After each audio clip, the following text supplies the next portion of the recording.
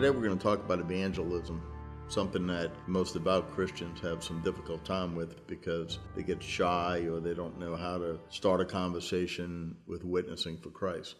Today I want to touch on it so that maybe by the end of this sermon that you feel perhaps you have a little bit easier insight to your approach to someone. And the more you do it, the more better you're going to feel about it. So here we go. It's titled Evangelism, It's Easier Than You Think. It is an elementary lesson in understanding the original languages to see that Matthew 28:19 is not a command to go, but to make disciples of all the nations as you are going. It was not Jesus' intent to say that the individual Christian must change locations in order to evangelize. But it is most certainly the whole church's responsibility to see to it that we make disciples where we are now. Yet nothing is more discouraging than evangelism. The mere mention of the word strikes fear in most people. As I mentioned, if it was my goal when speaking in a church to make all the listeners uncomfortable and convicted, all I have to do is say evangelize and the guilt quotient rises as fast as the heads drop. It is the great undone command, and none of us like to be reminded of it. In my view, much of our fear comes because we've made evangelism too difficult and confusing. Without a group of people enjoying and discussing the opportunities they have had, and without a leader among them who is active in this area, most of us will not find the ongoing stimulus to keep it up. However, when you find this happening, there is a built-in excitement about evangelism. For some of you, this might mean establishing a weekly small group meeting just to communicate to each other about what is going on in your evangelism. It might be as simple as coming together 30 or 40 minutes prior to a regular meeting of the church, or meeting with a team of motivated people for breakfast. This meeting should be about your encounters, even the little ones, your concerns, your creative ideas for reaching others, and specific prayers for those you have spoken to or will speak to. This provides a powerful motivation to do more. We have the mistaken notion that evangelism is a choreographed set of ideas well laid out, perfectly transitioned and flawlessly presented. Forget it. It's not this way. Many of us have tried this with frustration. It is much better to think of evangelism the way the Bible does. It's sowing the seed in any way you can. Any of us, and I mean any of us, can do that.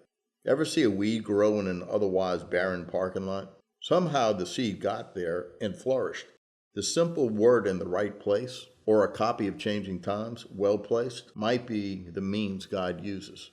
If you raise your antenna as the day begins and ask God to make you an instrument for divine encounters during the day, it will happen, almost every time.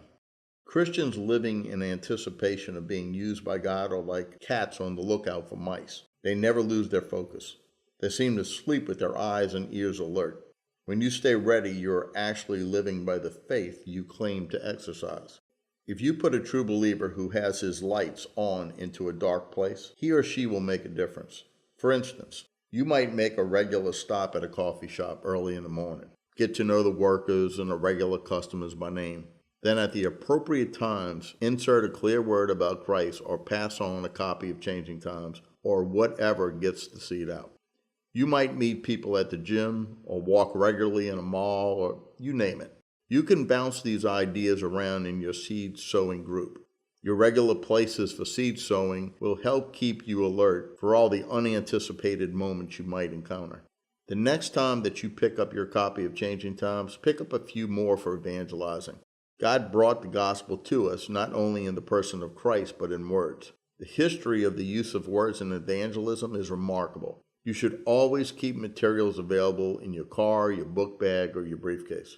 Learning how to converse provides a wonderful meeting for the group also. My common way of evangelism is to ask questions.